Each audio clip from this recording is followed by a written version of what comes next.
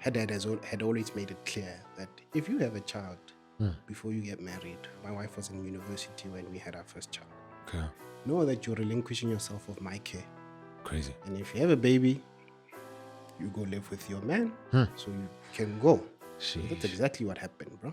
I used to be very judgmental, bro. Hmm. If somebody did what I did, Hmm. I'd be like, oh, Bricks on them. you are not serious, man. Hmm. You are not serious. And then when it happened to me, bro, like it just taught me so much. Somebody might hear your story and say, you see? Me, that's why I don't wanna. I think as Africans, we need to get rid of lobola. It prevents us from getting married, and it puts us. I can definitely see that argument. Now and again, it creeps into our marriage where she's like, if people that I thought had my back could, when I messed up, What about you? what about you, bro? You've known me for 2 minutes. You really love me? You really love me? You? Hey, what's up? Welcome to That Husband podcast with me, Black Newborn. Here we are husbands who aren't where we want to be, but certainly are not where we used to be. We are imperfect, always failing forward, trying to know better so that we can do better.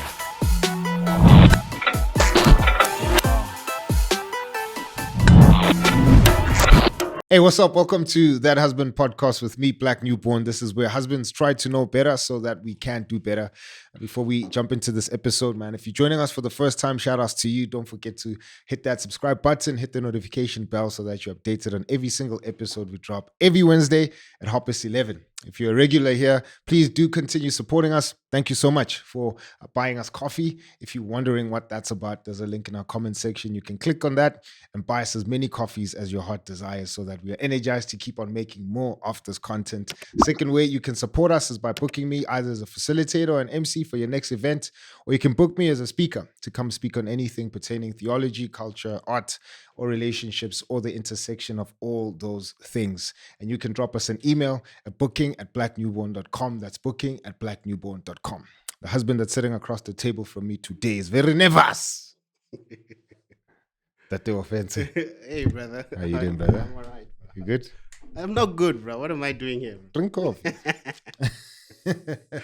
You've had some heavyweights here, bro. Now you bring us bantamweights here. Never, dog. Eh? Never. Anyone who sat there is just a husband, dog. Eh, That's all it is. I guess, bro. You have a PhD +2. Eh, Yeah. if you say so, bro.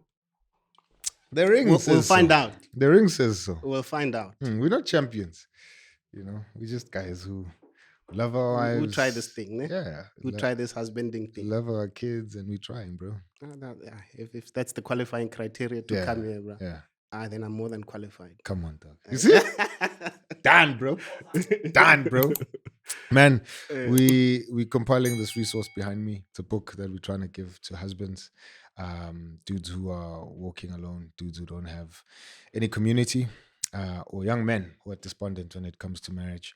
And so we want to encourage them and help them to have their imaginations reawakened to the value that marriage is, and has. And so we ask our guests to help us fill that book by defining what a husband is. So I know you more than qualified. That was a joke, bro. Don't be too serious. No. Yeah. What's a husband, bro? Yo, bro. That's a loaded question, bro.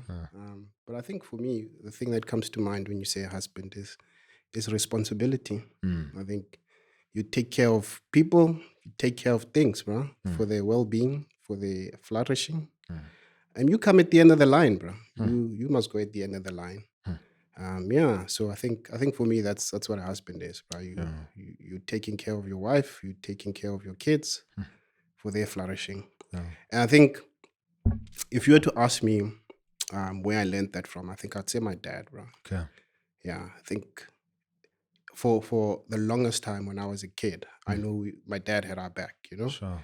He oozes responsibility, bro. Like, that's my dad, bro.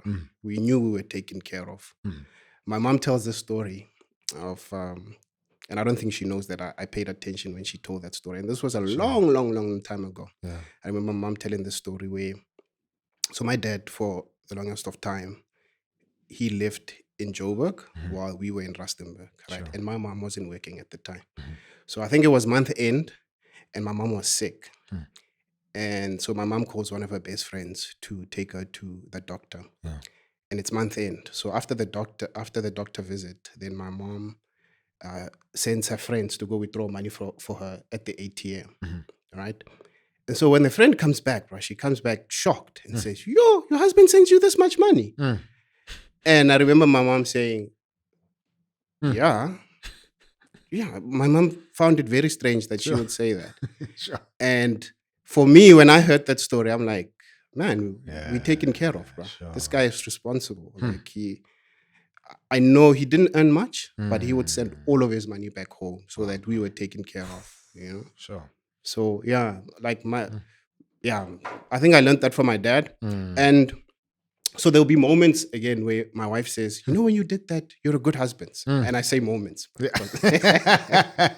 That sounds right. Bro. Yeah, when you did that, you're a good husband. Or when you did that, you know, you're a good father when you did that. Yeah. And I'll sit by myself and reflect and say, where did I learn that from, bro? Yeah, that's my dad, bro. Sure. That's my dad. My dad used to do that.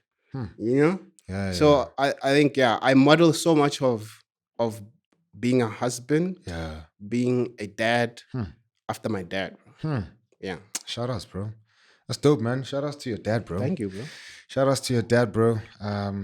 Yeah. We need more of those stories, man. Again, that's part of the fabric of why we created this thing, you know, to champion dads like that who will stay at home, love their wives, love their kids, show up in ways that are meaningful, you know. Yeah. And it's a beautiful thing to see you admire your dad in that way, bro.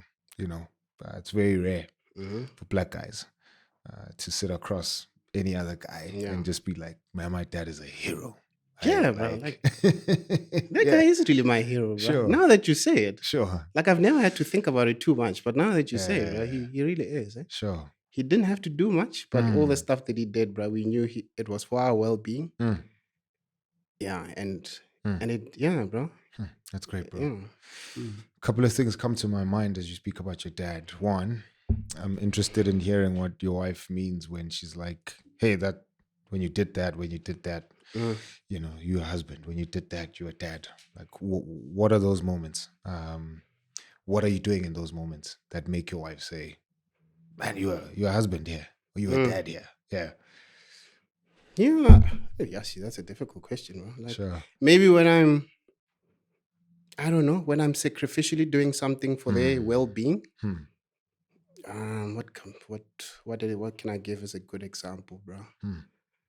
I don't know, man. Yeah. Like maybe what comes to mind, bro? Like, when you sacrificially do something Sure. for their well-being, putting yourself last Sure. for them. Nothing comes to mind right now.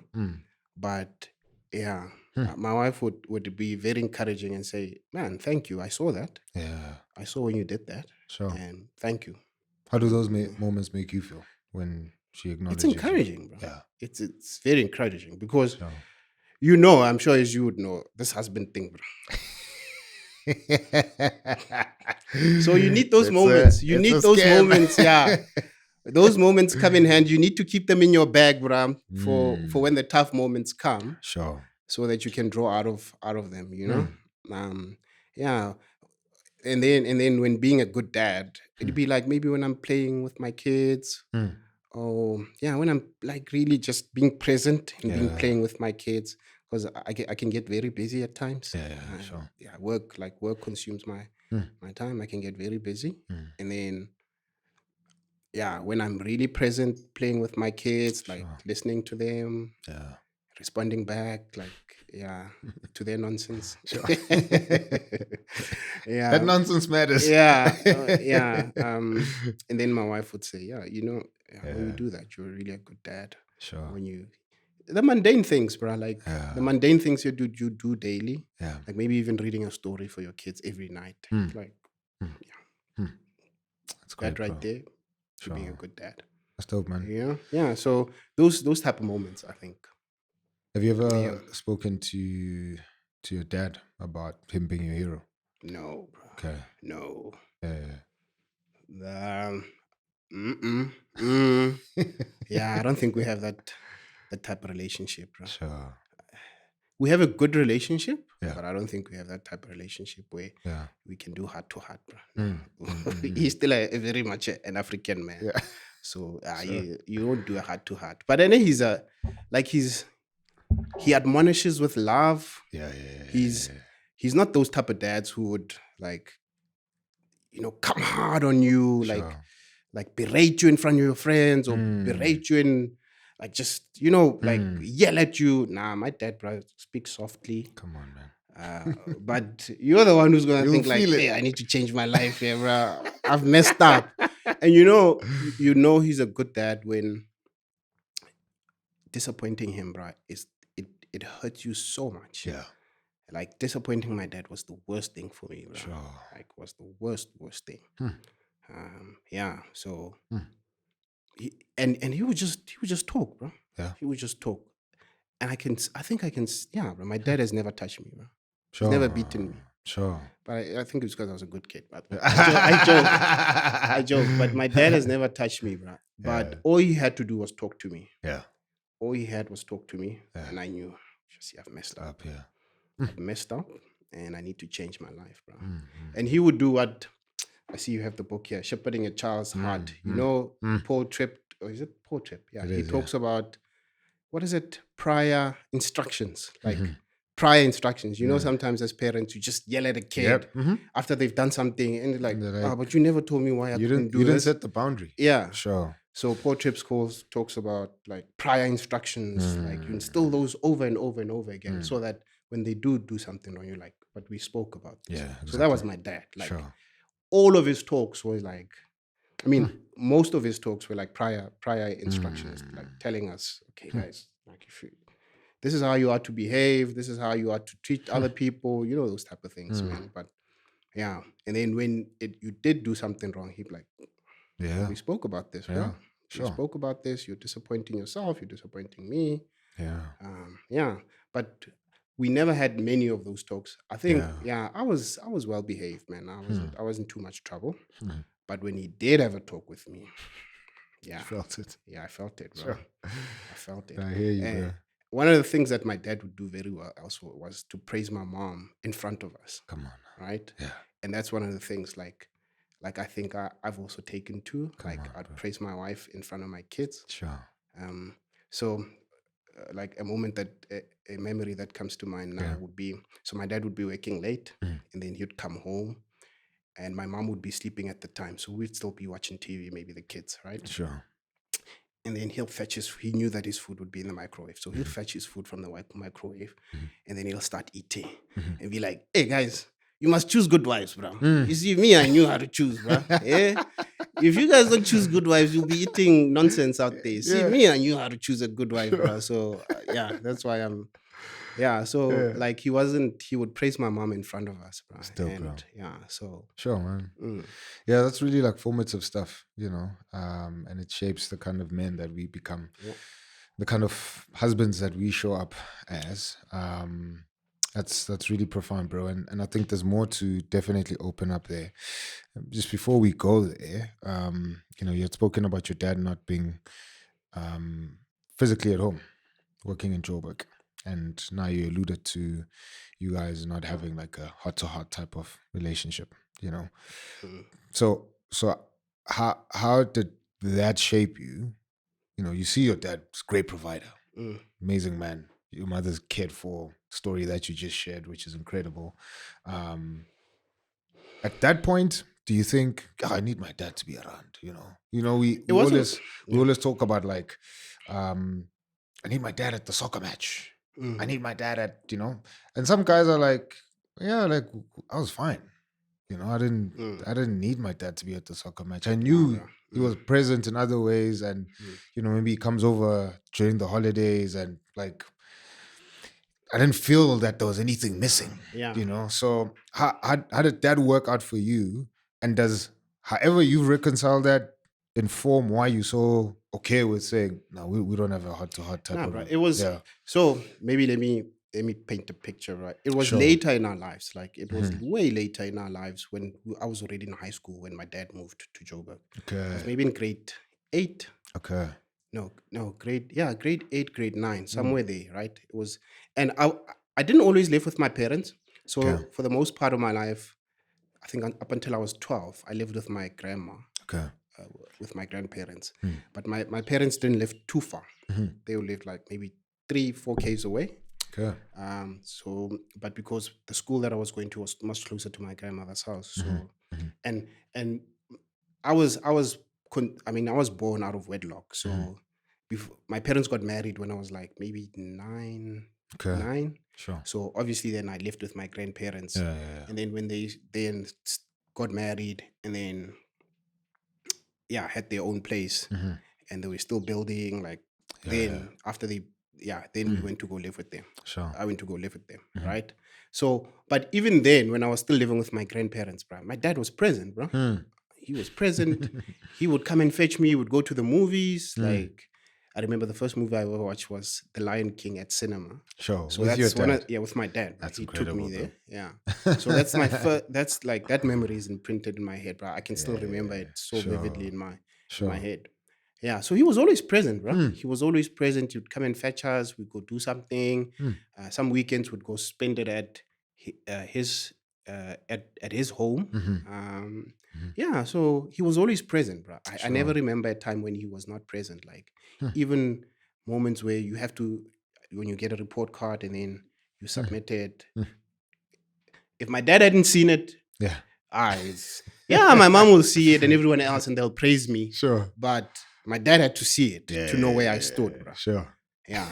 And up until he's seen it, then I know where I stand. Because everyone else will praise you. But my dad will look at that thing and say, bro, you didn't apply yourself here. Why didn't you do better here? You know?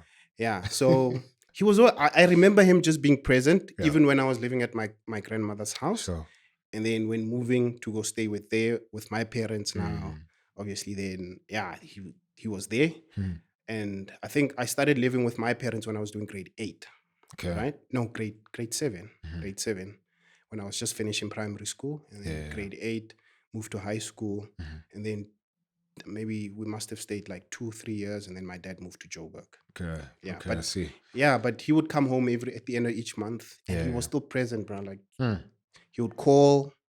Phones were around at that time. So he would call maybe 3-4 times a week. We would talk to him. He would want to speak to everyone in the house. So I never remember a time when he wasn't a part of our lives. Man. So and right. And I think for me, you asked. I think what you asked was how did that inform? Sure. If it did. Yeah. I mean, it did, right? Sure. And how do you reconcile that? Like for me, being present, bro, it's a given, bro. Like it's not one of those things that I expect to be praised for. Sure. I mean, I think fathers, husbands, we've messed up so much that when people start to see you doing something basic you're supposed to do, bro, it gets praised. Like so, being present to me was never like, oh, I'm doing this great thing. I'm present, Labon. I'm present. Bro, you're supposed to do that. Bro. So I think then I learned that from my dad. You gotta be present, bro. You gotta be present as a dad. You gotta be present as a husband. And like, I never thought I'm doing like that's what it means, bro. Sure. Yeah. Sure. Being a husband means you're there. Yeah. Yeah. Being a dad, you're there, bro. That's dope, bro. So I was also asking how your relationship with him has helped you reconcile the fact that you don't have. I don't even know what a heart-to-heart relationship is, bro. You know what I mean? It's like, I was a bit too harsh there, bro. No, not even.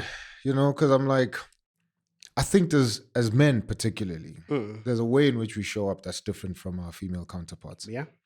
You know, and so a heart-to-heart will never look the same as the same heart-to-heart you have with your wife, as the same heart-to-heart your wife has with her girls. Won't be the same heart-to-heart you have with both your kids, boy and girl. You know what I mean? And so I'm like, what would you define a heart-to-heart with your dad is? And that's why I'm like, it's not harsh, but you probably have a definition of what your relationship looks like, because you clearly connect. Yeah. You know? And so what's the thing or the level at which you connect, you know? Because there's a lot of dudes. I know a couple of guys who dads are present physically, but man, like they would never, ever describe their dads in the same, you know, admirable terms that you've used. You know, they would just be like, man, like they would even describe their dads in actual harsher terms. You know, like I wish that dude wasn't around. Like he was physically present, but man, like he damaged me more by not doing everything else. You know, so but your dad is a hero, man. Yeah. And so I'm like, there's clearly a dynamic there, and maybe there might be something you grasping at as well when you describe it as a heart-to-heart thing. I think maybe I was a bit too harsh, man, when I said I didn't have a heart-to-heart with him. Sure. Like maybe the language of praising each other in like saying to him, "You're a good dad." It's not something that we do. We do, yeah, sure. Yeah, maybe it's a reflection on me. Maybe I should do it. Yeah, but it's not something we do. But I mean, I can chat to my dad about anything. Right? Come on, yeah, I mean, I can chat to my dad about anything and everything, right? Like when if work ever got difficult, I could go to him and say, "Hey, yeah, I'm seeing flames here, bro. What should I do here?" Sure. If life decisions got difficult and I'm at a crossroads, I'm like, "Here's what I'm thinking. What do you think?" Yeah, he'd be there with a word of advice, bro. That's dope. So one of the biggest lessons my dad ever, like one of those moments where he would be imparting lessons, bro. I remember, so during my third year, I think, at university, so I failed, bro. Sheesh. Now my bursary, I had to go in with the parents at the bursary office, so that they can assess whether I failed one of the subjects. They can assess whether they should pay for these outstanding subjects. Yeah. Right. So then I'm sitting there with these guys, right, and they just evaluating, why did I fail? Could they have helped me a bit better? Whatever. So we're just having that conversation. Sure. And they're asking me, why did you fail? I'm like, I don't know. I don't know. Like all I'm saying is I don't know. Right? Yeah. After that, show my dad, bro. Like after that meeting, my dad says, like, you never, ever say you don't know when things relate to you. Sheesh. Who's supposed to know? Sheesh. Who's supposed to know? Yeah. Right? Yeah. So I mean, Sheesh. yeah, he's always like, I could talk to him about anything, huh? Yeah. And so I think I was a bit harsh when I said we don't have a heart to heart, but there's nothing I don't feel like I could talk to him about. Yeah, sure. No, I hear you, man. But I can chat to my dad, man. I can chat to my dad. And that's what I was saying. I think there's probably, sure, we could argue like the languaging thing, but I do think there's again maybe something that we're grasping at. Like, I'll give you a personal example. Like I think I started hugging my mom like now. Like me and my mom just don't. Like my mom would. Serious, bro? Yeah. No way, bro. Yeah. You know, it's funny when you say that because I think Tswana people are known to be too affectionate, bro. Yeah. Bro, you kiss your parents Yeah, on the mouth, bro, from a very young age. Even now, I think my mom still kisses me on the mouth, bro. So, that's very funny that you'd say that when I've never kissed my mom. Yeah. My mom probably kissed me when I was a baby. Yeah. But I would.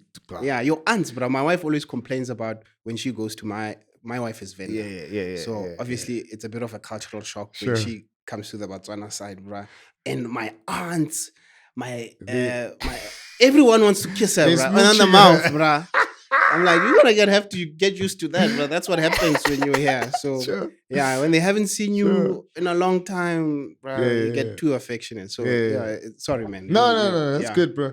So and I was bringing that up to say, like, as much as I think it's a recent thing of us like hugging each other, which is like easily hug my wife, easily hug some of my friends.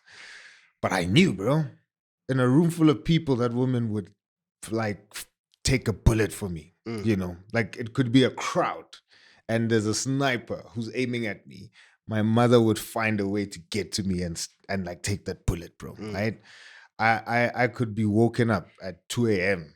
and somebody would ask, does your mother love? I'd punch you if you ask me if my mother loves me. I like, but we just don't express our love in that way. I hear you. Right? There's other ways, like if I would show up anywhere dressed like a clown, according to our standard, my mother would fetch me for days, bro. Like, and that's us. That's our love, If she walks into a room and she's like, fly. I'm like, yo, dog, like we in each other's face, yeah. praising each other, like, man, All right, brother. those I hear sneakers, you. killer, Yeah. you know? Yeah. And that's just been our thing, like Yeah. for as long as I can remember. You know what I mean? And that's how we show love, bro. Yeah. And And that's can you how chat to your mom about anything and everything? Yeah, hundreds, bro. Okay. Hundreds, you know. So You're a firstborn, eh? I am. Yeah. I am. I- Yeah, you are. You know as the well. stereotype that firstborns usually get along with their mother. Mm. Yeah. Yeah, no, we do, bro. We Yeah. do. And especially opposite sex. Yeah. Me So, too. yeah. I think I really get along with my mom. As Yeah, well. yeah. Thoroughly, man. So shout outs to your dad, man. Shout outs to you, bro. You've clearly borrowed a lot from him. Borrowed is an understatement. Understatement, bro. Yeah. You I mirror. think I model. Yeah. Yeah, I model being a husband and being a dad after my dad. Him, bro. bro. Yeah. That's fire, bro. That's Like, dope. Shashi, man, my dad, bro. Like, so another thing, bro. Just before we move on, I'm sure you. No, move that's on cool, from bro. here. So my brother who comes after me is late, right? Sorry, But man. I remember, like, when he was young, bro. Like my dad would be just every night with him, bro. After coming back from work, like, and that guy would cry, bro. But my dad would just be taking care of him every night, giving my mom a rest, bro. And to me also, like, bro, I model that after my dad. Like, my kids, bro. I would be, I always said it's a labor of love, bro. I love complaining about, I'll do it so that I can go complain to my colleagues tomorrow at work. I was up all night. Yeah. But you want to. But I want to, bro. Yeah. Sure. Yeah. But yeah, That's fire, bro. man. Like my dad he's my hero, bro. Still, bro.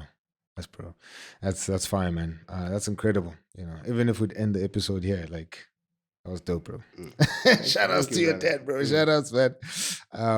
Another thing you mentioned is just how he, there's a gravity and a weight that he has over you, and you don't want to disappoint him.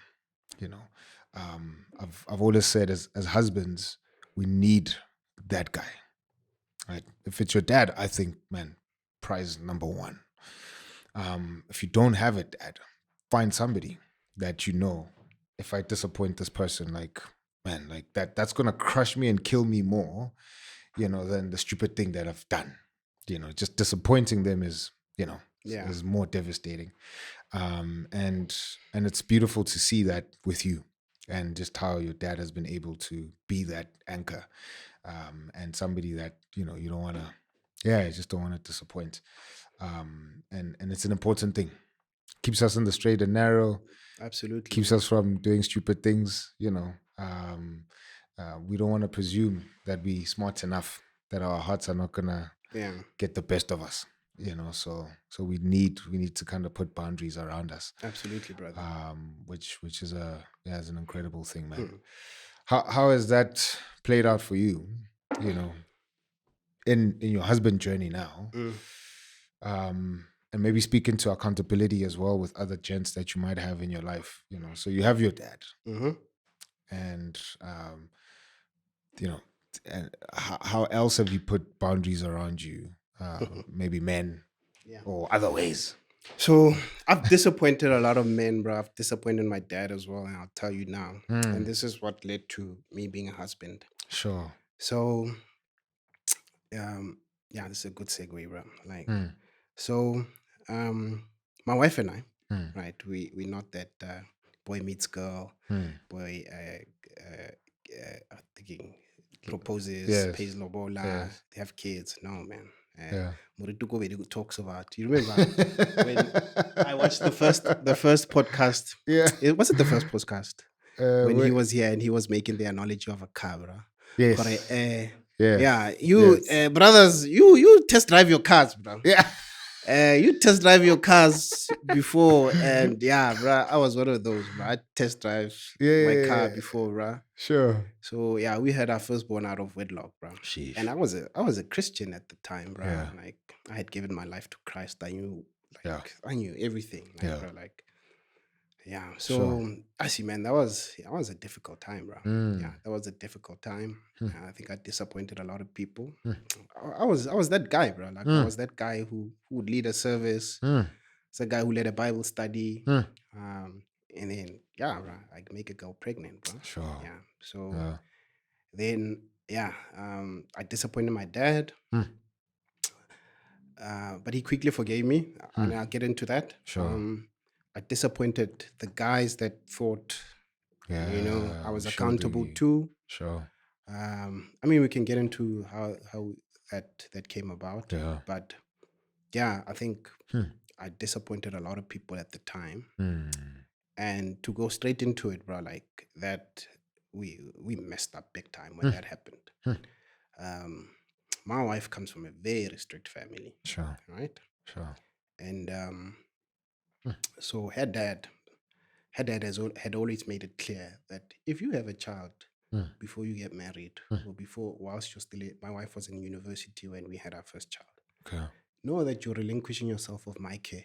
Crazy. And if you have a baby, you go live with your man, so that, like, now you're saying you're You're a fine. woman now. Yeah. You're a woman now, so you can take care of yourself. Yeah.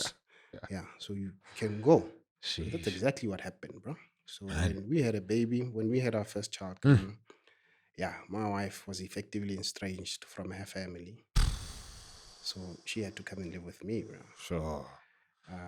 Yeah, so Sheesh, there was a man. lot of turmoil that came with that, bro. Like, yeah. Yeah, if I can just take you back at what happened. Yeah, Yeah. and maybe So- and maybe we can unpack it before, because what you mentioned now is like crucial stuff. Bible study leader, service leader, respected, clearly come from a family that raised you well. There's morals that are instilled in you.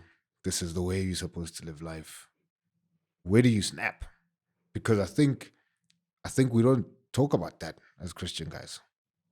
We don't get to the point where it's like, I was playing by the flame long enough, but I knew what leads to that. I think that's exactly what happened, bro. Sure. I think, I don't know who says this, but like stuff that usually ruins guys is sex, money, and something else. What is it? Power, yeah. And for me, it was Triple exactly G. that. Yeah, Girls, gold, and glory. exactly, bro. So for me, like, I crossed boundaries that I shouldn't have. Like, we always say, don't put yourself. So my friends and I would always make these rules and say, rule number 1, don't put yourself in a vulnerable position. Yeah. Like, how Paul says, run. Run, Just bro. run. Don't negotiate with Don't put yourself in that position. Sure. And I think now I started crossing boundaries, bro. Like, I would invite my then girlfriend to my house, bro, when I knew.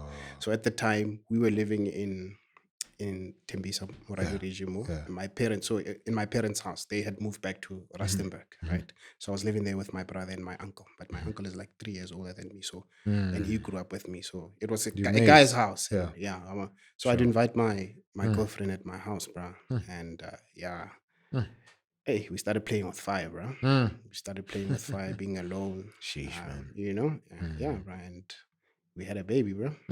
So it's exactly how you say it. Yeah. I crossed boundaries. Sure. And man, I don't want to make excuses. I knew what I was doing. No, that's bro. fair, bro. Yeah. I knew what I was doing. Are you lying to the guys? Because surely the homies are checking in to be like, hey, Donna, how's the relationship going? So we would cross the first boundary. Yeah. Maybe like, start being like too intimate, nyana, kissing. And then we were like, hey, what are we doing? What are we doing? and then we're like, take me home now. My wife would say, take me home now. Yeah. And then I'd take her. And you beat yourself. Yeah. Right. And then 2 weeks later, we right back there, bro. We right back there, bro. And now we go all the way, bro. Sheesh, bro. We go all the way and we have a baby the first time, bro.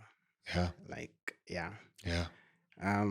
Yeah, bro. So you working at that point? I'm working. Yeah. And she's I'm working. still I'm in like maybe varsity. 2 years. 2 years, yeah. Working. Sure. Yeah. And what am I telling the guys then, bro? I don't remember, but I don't remember, bro.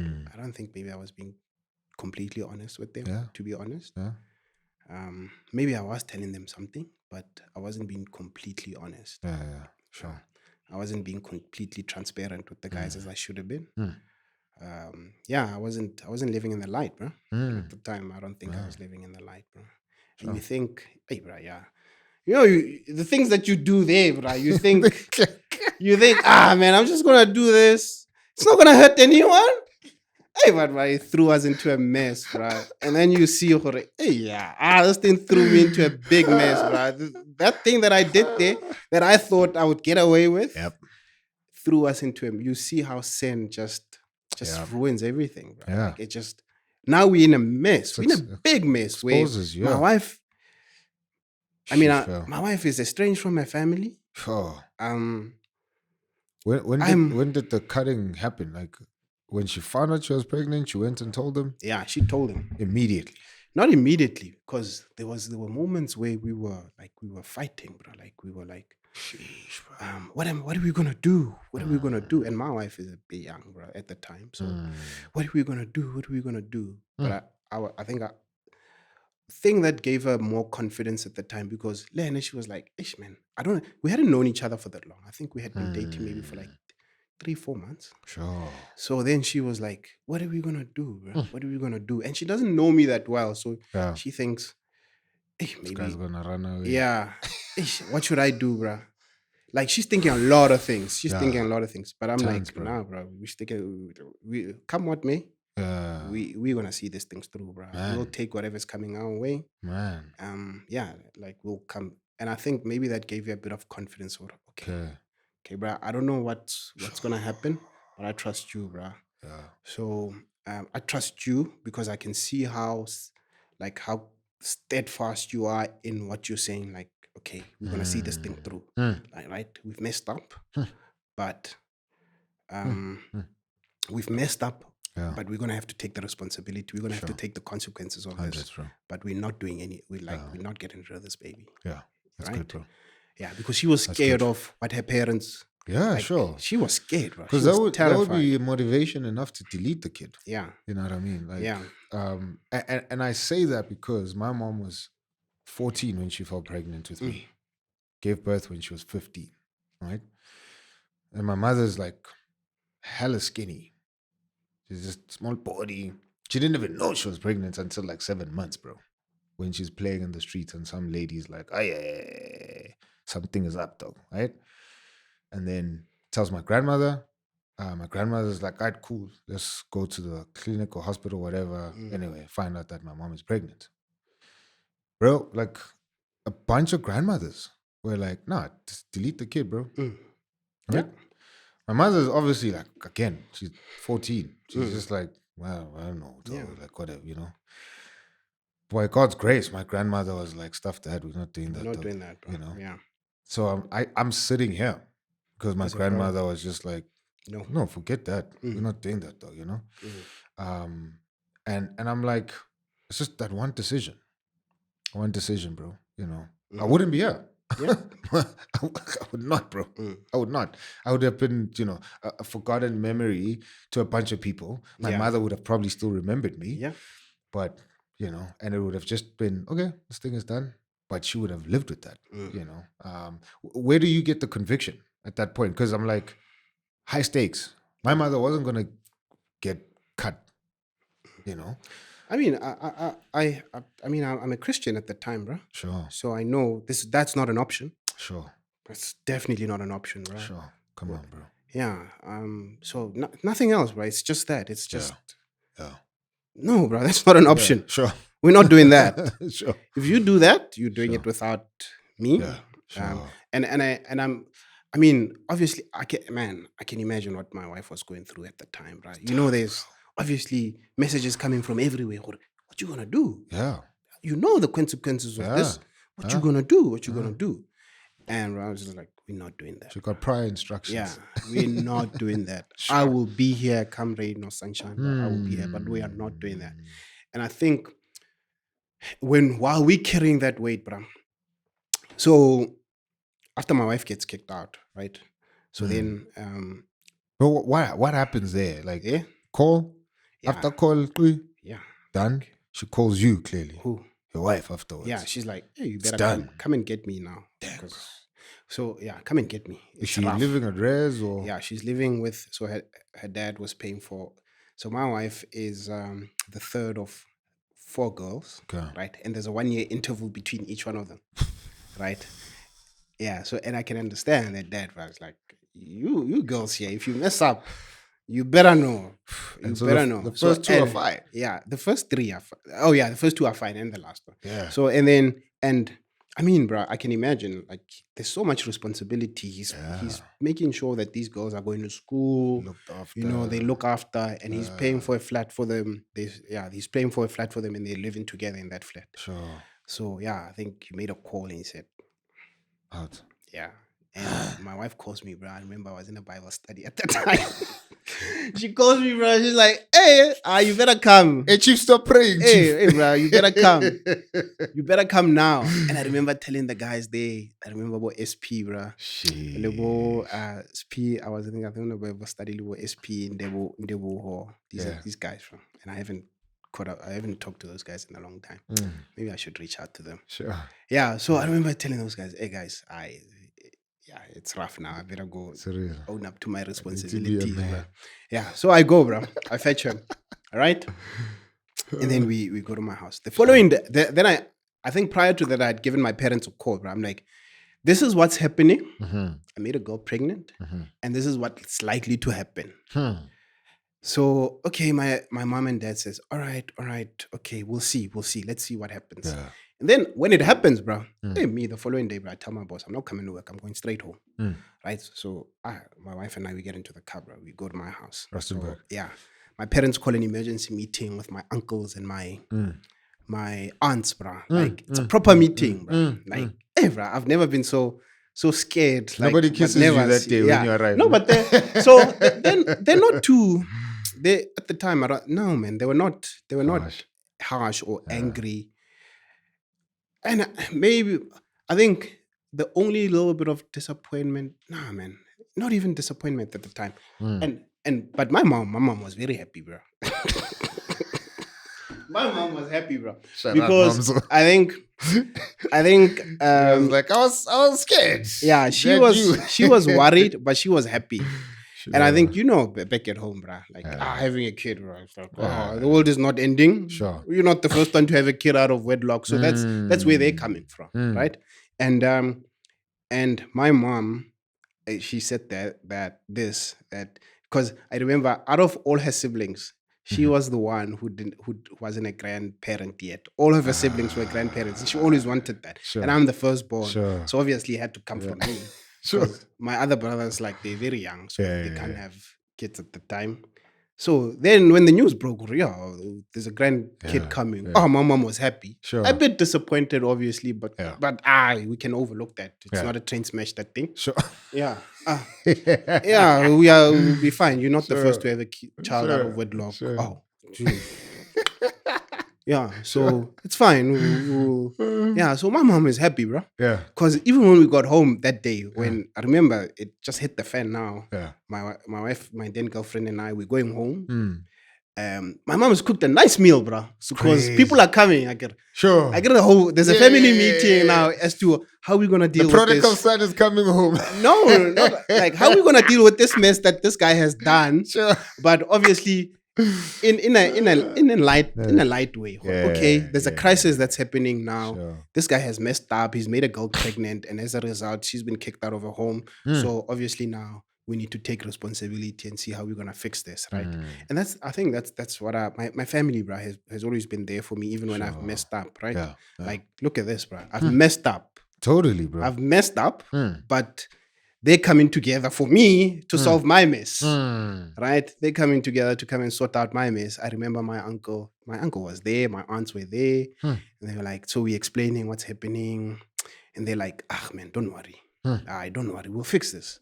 Like, whether you're a Christian or you're a traditional person, no, this is not what we do in culture. Sure. Don't worry, your dad will come around. That's what they're saying to my wife. And I remember they immediately laughed my wife at that, because they were meeting her for the first time at the time. First time, bro. First time. Sure. My mom was meeting her for the first time as well.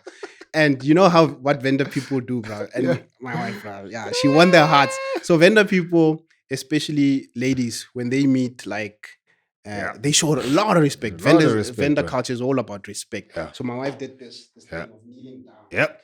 Not even kneeling down, but like she's on the ground, bro. in front of my uncle. I remember my uncle looking like, hey, what you doing here? But she won their hearts, bro. Like they loved her after that. Like, yo, this young, respectful girl. Yeah. Like, I remember chose that one. thing. We went to a friend's wedding, and his wife is vendor. Bro, it's the white wedding. That's like, girl's best day, and she's got the dream dress. Bro, she walks down the aisle. He's already obviously by the altar. She walks down the aisle, bro, gets there, lies flat on the ground, bro. I turned to my wife and I was like, it's too late for me. I was like, if I could turn back the hands of time. I was like, man, that thing is, it does something. Yeah, bro. It does something. She won them, bro. She won them, bro. They were like, you've done well, boy. You've done well. Like, you've messed up, but we forgive you. You got a good woman. It's a good mess up. Yeah, you got a good woman. I remember my uncle just saying, don't worry, my children. This will be sorted out. Sure. And I remember when we were driving back to Joburg after that day, because we did an in and out. We just went in for that meeting and then we came back. Yeah.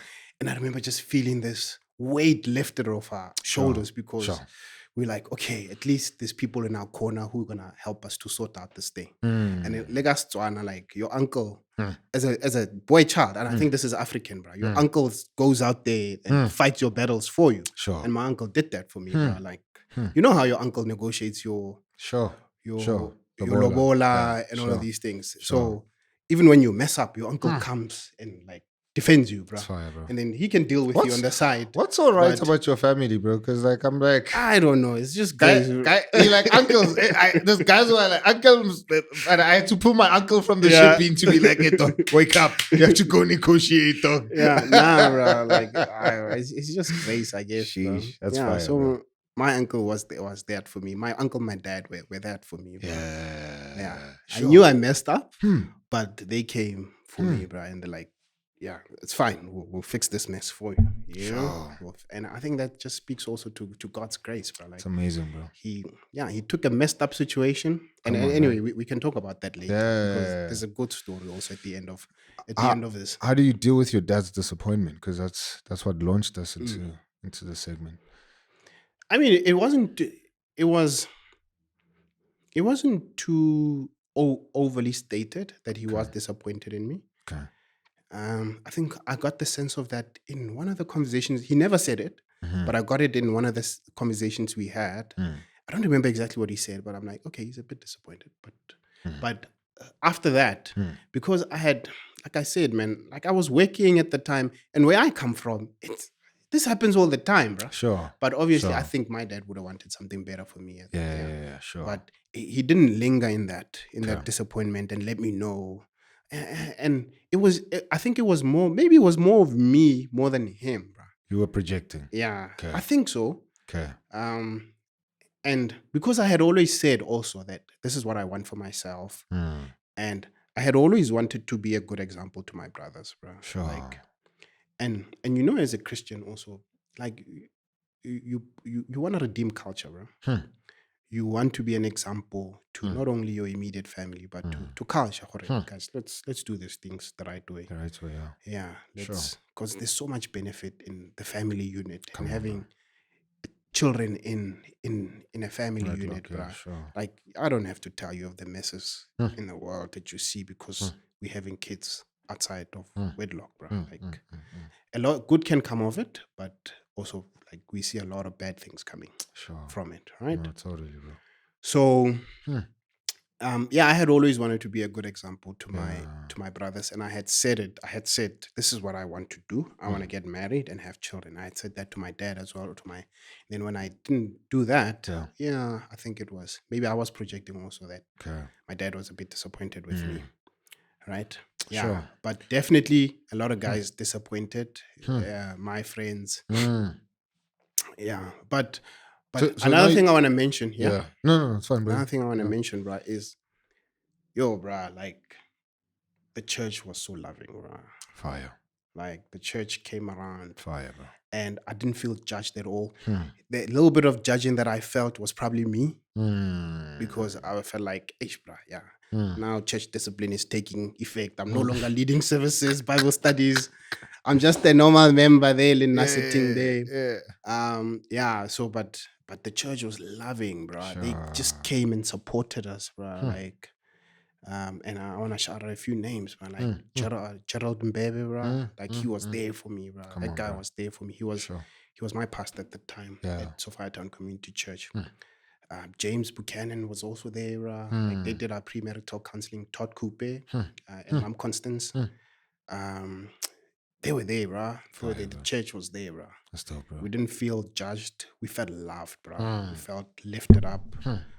Yeah, we felt taken care of in our moment of crisis, in our moment of messing up. We were pointed to Jesus, bro. We were pointed.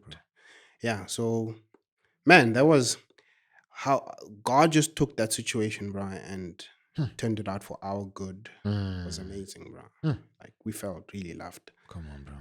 But at the moment, you're not feeling loved. You only see it like hindsight. when you are out of your own feelings. Now. Sure. Hey, but you realize, hey, those people were there for me, bro. Yeah, Gerald and his wife, bro, they were there for us, bro. Like, they were really there. Gerald and Gail, they were there for us, bro. Yeah. Because in the moment, it's awkward. And you adjusting to this new skin that you're in. You're adjusting to these new clothes, this new identity.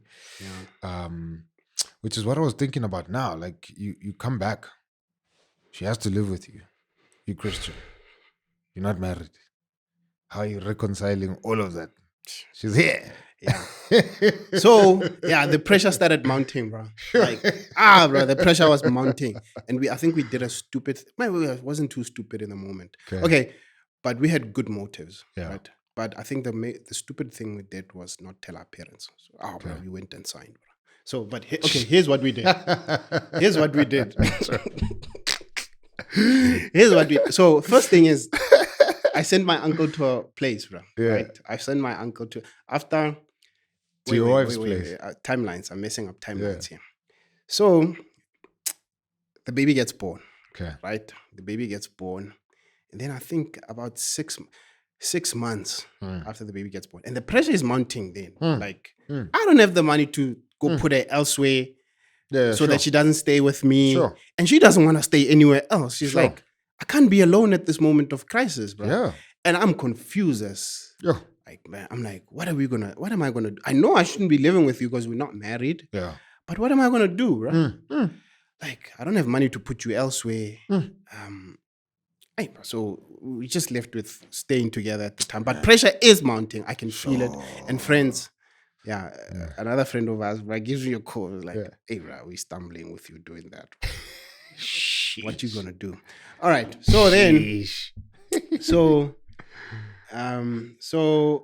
then 6 months later, I think after my boy is born, then the family, my father-in-law comes around. Like, he forgives us, bro. So then my wife, my dad had been speaking to him. He had been speaking to him, speaking to him. Then a meeting is arranged so that then... So the dads were talking to each other. Yeah. Okay, cool. So then that we can then now come together and sort this thing out, right? Yeah. So then after, then the meeting is called, bro. I'm going in there. My parents are there. My wife's parents are there. And then obviously then we apologizing, like, we messed up. We understand. And then they asked me, okay, speak for yourself, bro. My dad says, speak for yourself. So, so what do you want to do? I'm like, I want to get married, right? I want to get married.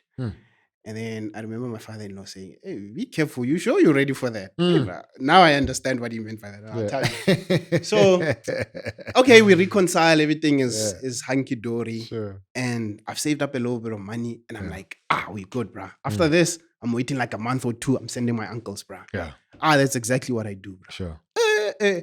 Bro, Tswana brides are not that expensive, bro. Me, I've saved up money. Not that expensive. Me, I'm a Tswana boy. I know. Man. This is royalty, comrade. Hey, bro, vendor people, bro, they don't play around, bro. They did me, bro. Brother. So me, I'm going there with my 2 cents, and I'm like, I'm going to finish this thing now. Yeah, quick. Yeah, we will be done with this thing. They're like, hey, bro, you're playing. Man. We think we're here to play, ne? And on top of that, you came here uninvited. Exactly. Exactly. They did me, bro. So, okay, we leave the little 2 cents nyana that we had there. I'm like, okay, I've made my intentions clear, bro. Sure. Like, and I've left something. It's Sure. written. Sure. We sort of married nyana. Yeah. Something nyana. Right? I'm like, are we gonna sign? This is your justification Hey. in your mind. Yeah. And now I'm like, let's make this legal. Yeah. And one of the reasons why I felt we needed to make it legal was, okay, I'm like, I felt this weight to take care of them should something happen to me. So I go and take life cover on myself. I'm like, I need to make you my wife so that whatever little that I have, Sure. Sure. besides doing the right thing, but we need to do this so that Sure. should something happen to me, you're taken care of with my child, Sure. right? Sure. So I'm like, let's go sign. Hmm. Yeah, we go sign, right? We become legally married without telling our parents. They're hearing this for the first time here. I'm in trouble. Sort of. Yeah. But it's okay because now we eventually fixed things. Sure. So we do that, bro. We sign because again, we're feeling the pressure, bro. Yeah. We're feeling the pressure of Sheesh. just, hey, we can't do this, bro. Yeah. We can't not make this thing right. Right. But I think, the most stupidest thing we did was not tell our parents at the time. Where did you get the impulse from? Because a lot of guys, again, we live in a pandemic with fatherlessness. Get a girl pregnant, natural trajectories to run away. I'm out. Right? That's the first one. Second one is, okay, we'll live together until I save up money. That's fine. Sharp. The next one, we'll get married. Maybe I have some money now. But you went a step further. You're thinking about life cover. You're thinking about taking care of them, beyond the grave. I'm like, where did you get that impulse from, bro? There's dudes who don't think like that now. And they did things, quote unquote, the right way. You know what I mean? Like, I married you, went to the life cover. Hey, man, I don't know, bro. Hey, Beans and Bonds, the 7th edition. Or is it? It's actually supposed to be number 6 because we postponed the one in July. On that note, we want to thank everybody who supported us during that time by praying with and for us. We are back at it again, the 30th of August, right here at Christchurch, Midrand. Doors open at 9:30 to sharply start at 10 to finish at 1 p.m. If you purchased your tickets, shout outs to you. If you haven't, what are you waiting for? Scan the QR code that appears on your screen right now, or you can follow the link in our link tree to make sure that you purchase your ticket, not just for Wena, but for everybody else that you know in your network, in your family, in your community. Make sure that the room is full. Why? Because we are continuing with the same theme we're going to look at in July, when good things become unhealthy escapes. Swara Likabe is going to be part of this conversation. Torch is going to be performing for us, and I get the honor and the privilege to be hosting another Beans and Bonds. Man, we have an exciting addition to Beans and Bonds. At 8 o'clock, we have an exclusive breakfast, only limited to 20 people, 20 spots.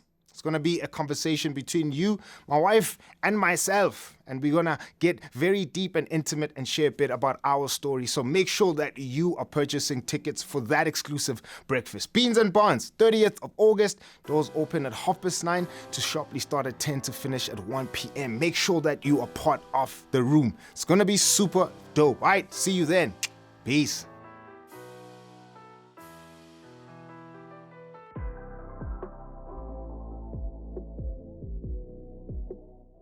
Where did you get that impulse from, bro? There's dudes who don't think like that now. And they did things, quote unquote, the right way. You know what I mean? Like, I married you, went to the life cover. Hey, man, I don't know, bro. I've always felt the weight of responsibility. Sure. Of first thing, I'm like, I messed up, bro. I better make this thing right. Yeah. And again, a man is a responsibility, bro. You must Sure. take care of things. You must take care of people, bro. Sure. So again, maybe it's that lesson I learned from my dad. I'm responsible for these people now. Should something happen to me, they still need to be taken care of. Yeah. So yeah, bro. I don't know, man. Sure. That's how I thought of it at the time. That's And good, bro. yeah, good, man. yeah, I don't want to say like I was wise at the time or anything. Yeah. Sure. I just thought, I need to take care of these people, bro. Yeah. It's a good impulse, Yeah, man. these are my people now. Yeah. I'm responsible for them, Sure. and I need to take care of them. And besides, like I felt like I messed up, so I need to make things right. Things You know? right, yeah. Yeah. So then yeah, so then we go sign, bro. Yeah. Yeah. Sure. And then you sign. What are the next couple of steps after that? Because then your Then 2 cents is there. then we go pay lobola, bro. Sure. Then we go finish what we started there. Yeah. We go finish, like, I go whatever they ask for, bro. Sure, I sure, go and give it to yeah. them. No, that's fair. Man. Bro, they did me, bro. I'm still crying, bro. When the people, if you're hearing this, You took our yo, daughter, bro, Don't they come did me, here. bro. I mean, you went to your family and they were like, you did well, boy. Go do well then, boy. Yeah. Nah, they did me, bro. On that note, a lot of guys would say, yeah, that's why I'm not going to get married. See, if lobola would be gotten rid of, it would, probably inspire me to. And yet, maybe let me just not even, further push the thing. What are your thoughts on that, bro? On what? Say again? Get rid of lobola. Because somebody might hear your story and say, you see? Me, that's why I don't want to. I think as Africans, we need to get rid of lobola. No, bro. Because it prevents us from getting married and it puts us. I can definitely see that argument. Sure. And I think some people have abused it. Sure. Like, I can definitely, but I still think there's a lot of good in it, bro. Yeah. There's a lot of good in it. And my view is that, so I remember sitting with my grandfather and he was explaining how this is some of the things that lobola used to do. I mean, lobola plays. First thing, that's the official meeting of the families. Sure. Right? I know you can argue that there's other ways in which you could do that. But for the very first time, that's the family officially meeting. Both families officially meeting. Secondly, what my grandfather used to say was, man, it used to be a fun thing where we test each other as men, but it's one in Setswana, also women get in there and they negotiate. My grandfather would say, this is how, bro, we used to like test each other as men, negotiate, see how good you are. I see how good I am in all of this thing. It would be a nice game that we played because afterwards they would laugh about it and say, that type of thing. So there's a lot of good in it. It didn't even hold the connotations of we selling people. No, it wasn't. No. Sure. And again, lastly, it was, we're thanking this family for taking their child because a woman effectively becomes a member of the new family, right? Their new family. Sure. Like, they are taken. Hey, I often wonder how women feel about that, right? Like, a friend of mine's sister was getting married, and at the end of the negotiations, they're like, we want to take her today. She was crying, bro. She was like, no, I'm not ready for that. Like, it's so official crazy, at that time. Now it's become so, like, she's like, no, I'm not. They were direct. Yeah. And she was like crying, bro. She was like, yo, this is so, not that she was scared to go with them, but at that moment, it hit her. You yanked from your reality. It hit her. Sure. Like, this is official now. Sure, this is official. And she was crying. And I remember realizing at that moment, yo, bro, like, this is real. Tough, so the woman effectively moves over to the other family, bro. Yeah, sure. And so you're thanking them for that. And I can see how people have now abused it. Maybe the conversation needs to be, we don't get rid of this thing altogether. But how do we bring it back to its original intent? Yeah, sure. You know? Sure. And some of it would maybe be even redefining it. Yes, let's not charge too much money. Maybe I don't know, man. But there's a lot of good in it. Yeah. I still feel we don't get rid of that thing. Sure. No, we don't get rid of that thing. Bro. It's good. Man. Like, that's when the families officially meet, bro. Yeah. I remember my wife. So when my uncles went, bro, like, you know how they dress up, right? They be wearing their thing. They're serious, bro. Even they have they're standing at the gate there. My wife was like, yo, these people are here for me, bro. Like, she was in the room. She could see them in from the window. And she's like, I was crying. I was like, these people are here for me, bro. Like, and the weightiness of that moment, bro. Like, the weightiness of that moment, hey, bro, these people are here for me. And she had known my uncle. She had met my uncle a couple of times before like the we finish off lobola, right? And so then seeing him like serious like that, bro, like wearing his suit and his kwaninyana ya gagwe, a tshwere thobanyana ele ya gagwe ele, go gating kwa. I'm like, yo, this is serious, Mus. This is really serious, bro. Yeah, so That's fire, bro. but I don't think we get rid of that. No, it thing, is. bro. It's a special thing, yeah. man. It's a special thing, and I think it should be redeemed, and recontextualized to be done right. Yeah. You know. So, yeah, that's fire, bro.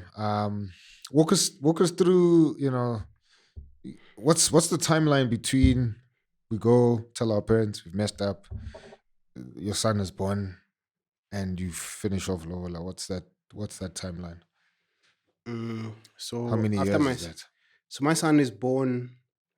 My son is born 2016. Then I think we paid lobola 2017. And then we finished off. When did we finish off, bro? 2021, I think. Yeah. Okay. Yeah. Sure. So it was a long time. Yeah. But wait. So we sign. We pay lobola 2017. So I think 2018 we signed. And then we finish off 20. Yeah. When did the parents 2021. find out that you signed? After we finished lobola, bro. Okay. They're finding out for the first time when the actual I think I told my mom after I did it. I told my mom, and then I think he told my dad. Sure. But her family found out. But you were also just convicted as a Christian. Yeah. That man. But I think it was. I should have done it the right way. Sure. Of going to tell them that this is what we're intending to do. Sure. But I think I was a bit cowardly, bro. Like, but I mean, you already crossed one boundary, so you don't. And you're wrestling with yourself. Sure, man. Thanks for sharing that, bro. That's I think it's an encouraging story that's gonna help many others. Obviously, in the moment, in real time, that thing's tough, and having to cross some of those hurdles, you know, it's tough, man. Again, earlier on, you had mentioned community, you know, has come around you. But man, like, it's hard to be in your new pants, you know. And you're one offense one day, you did this day, you became another offense, and now you're father. And, you know, it's hard to walk into church and not think everyone is judging me. True. You know? Yeah. You see somebody new and you think they know. It's like, man, I'm just a visitor. I don't even know who you are. But you look at them and you think, they know, man. Psychologically, how did you deal with that? Nah, bro. I felt the weightiness of that, bro. Sure. Like, in all respects, I felt it, bro. Like, I felt I am no longer an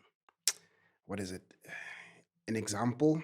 I felt like I'm no longer an example. Sure. I've let my, what is it, man? My testimony down. Like, no, not testimony. What's the word, man? I forget what the word is. Witness, yes. Yeah. I've let that down, bro. Like, I've messed up, bro. Like, I've monumentally messed up.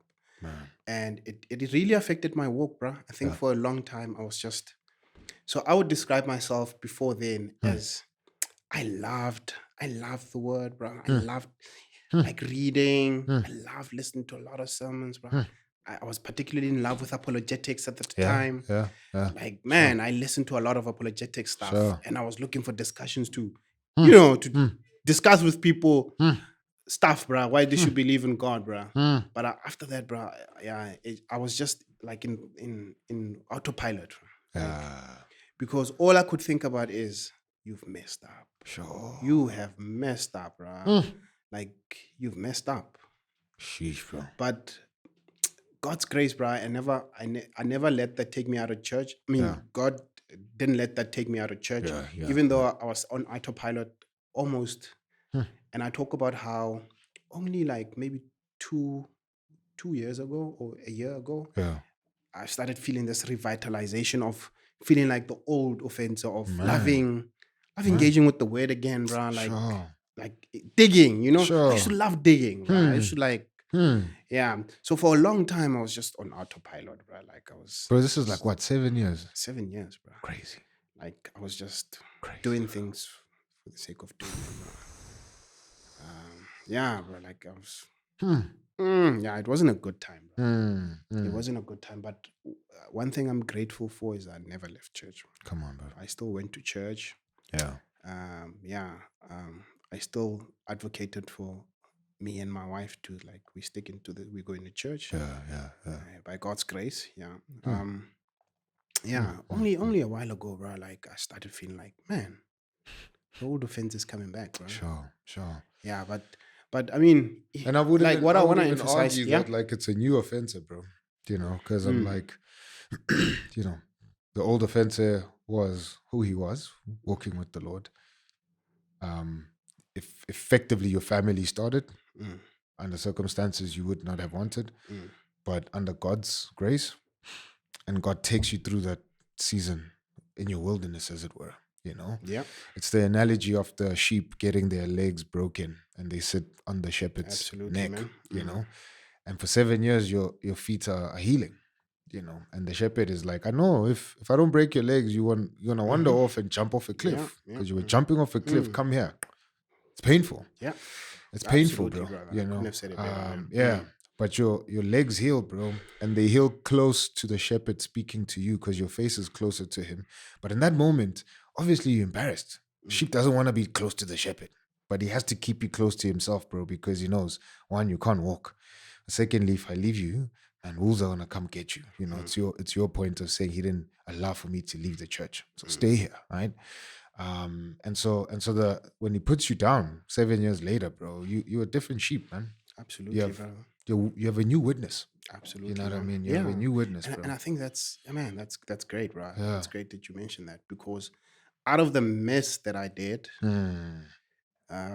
God redeemed it for my good, man. Like it's a powerful witness now when, like you were saying, bro, like how God took all of that mess and made it into what my wife and my kids are right now, bro. Because like, man, I think we are right, bro. And what did I want to say now? I forgot what I wanted to say. So yeah, you remember how in student ministry, right? In varsity, in student ministry, we always talk about this model of how you date, Sure. right? And we'll say things like you should spend a lot of time with her in group context first. Then you move things maybe to date. Then I didn't like that. Book. You forgot that lesson. That book was thrown out the window. I didn't do any of that, right? But how my wife and I we are today, bro. Like we are right. Sure. I mean, obviously, marriage is marriage is what it is. But I think what that moment, what it did for us, it taught us that we could rely on each other when it mattered the most, right? Sure. And it brought us very close, bro. It brought us very close and I still think we're enjoying the benefits of that. And there's also downsides to it, and we can get into that. Yeah, but I think one of the benefits of it was we became really close, bro. Like we knew when now we can winter together. Yeah. You know? We can really winter together, bro. That's fire. Yeah. So that's fire, bro. Yeah. So yeah. That's what it did for me. When was your moment of, so I had a guy sitting where you sitting, Lebahang. I remember him. Similar story. They recently just got married. And I did some marriage counseling with them. And the big thing in this whole journey was, man, like, especially for his wife, I can't wait to feel redeemed.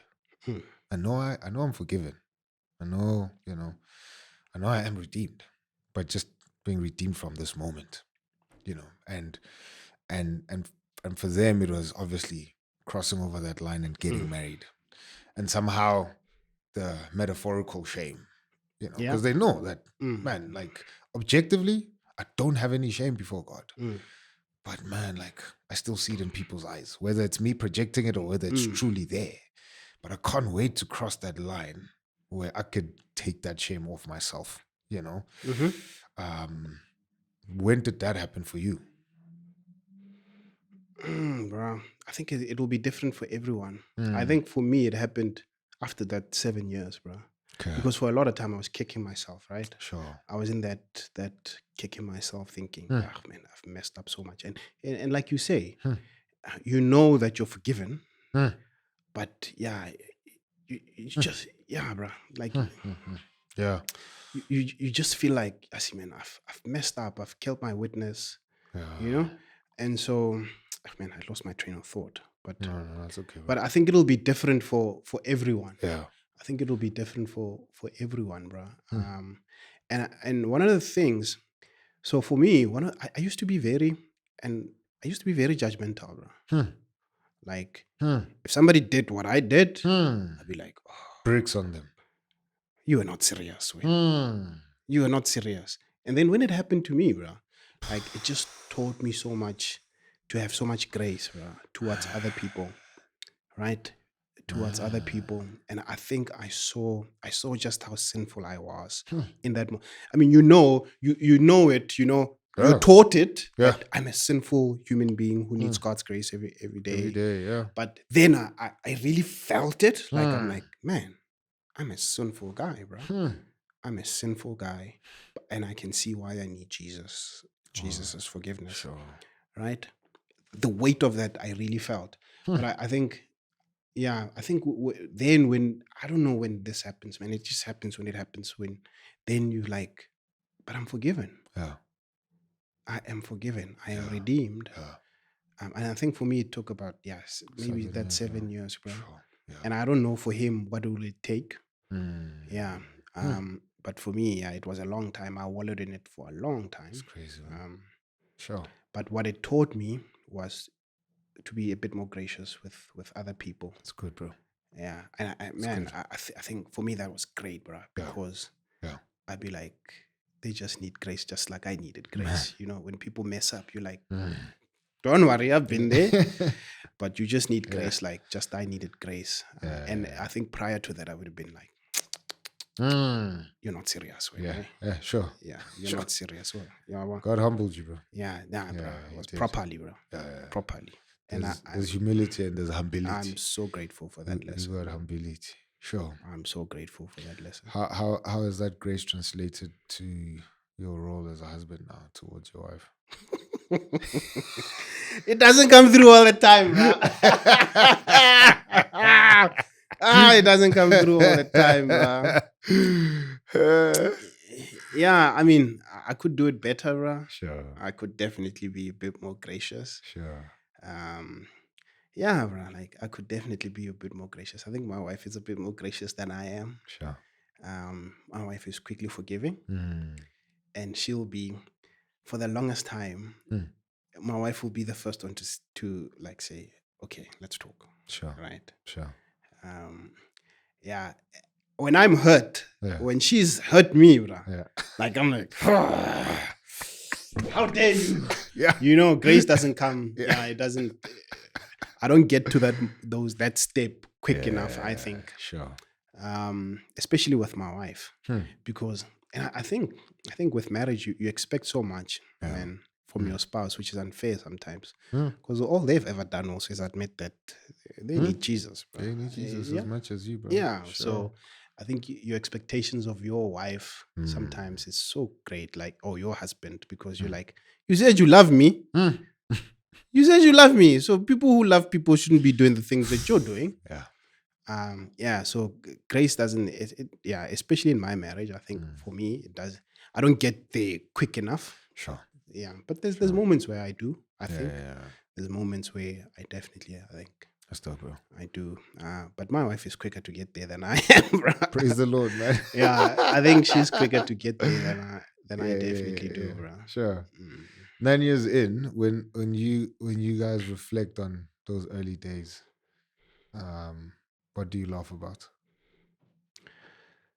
Like, look at us now. Like, who knew? Sure. Who knew we'd be here, bro? Sure. Like, it looked so dim back then, bro. Like, anyway, let me say it looked dim from my wife, because I think I'm an eternal optimist, bro. Like, I think things will work out, if not in this world, maybe in the new heavens and the new earth, bro. But we have that. Yeah, bro. It'll work out, bro. It's Ravel anyway. So chasing after the wind. Yeah, it's Ravel, bro. So, like, for me, I was like, man, it'll be all right. Sure. But for my wife, it's like, oh, how are we gonna? And I can imagine for her, because like she's effectively estranged from her family. Yeah. And so when we look back, bro, we're like, look at God, bro. Yeah. Look at what God has done, bro. Sure. Like our boy, bro, he's like one of the coolest kid we know, bro. Like he's loving. Sure. My boy, bro. He's very loving. When he comes back home, bro, like all the kids in the complex, bro, just want to come and play with him. Sure. You know? And we like, look at that, bro. Like how also our relationship with my in-laws is so good now. Like my father-in-law, bro. Him and I, we get along, bro. Like with my family, how my wife gets along with my family. How man, God, a lot of good has happened for us. Sure. Despite what had happened, despite how it looked back then. But man, we muddling through, bruh. Yeah. With all the troubles that come, but we're muddling through, and we're muddling through well, I think. There's moments where it gets tough, bruh. Like marriage gets tough. It's really tough, bruh. But yeah, I mean, God worked it out for our good, bruh. Like when I look at my family, like my daughter, bruh, like she brings so much joy. So I tell of a story that like when I used to come back home, like my son would hide, and I would like every day when I come home, my son would hide, and then I have to go find him and to tickle him. You know, those are the memories that come to mind. Like my wife, how she just takes care of us, bro, like selflessly every day. Like my wife is like my best blessing in my life, bro. Like she takes care of us in countless ways, bro. My daughter, like she's just so happy to see me when I come back home. And I'm like, man, this is good, bro. This is good. And when I compare it with how dim it looked back then, and I'm like, look at what God has done, bro. It's okay, bro. It's okay. It's okay. Being the eternal optimist you are, what would you say to a dude who's where you were 9 years ago? God will work it out for your good, bro. I don't know what that looks like. God will work it out for your good, bro. Trust in that. God will work it out for your good.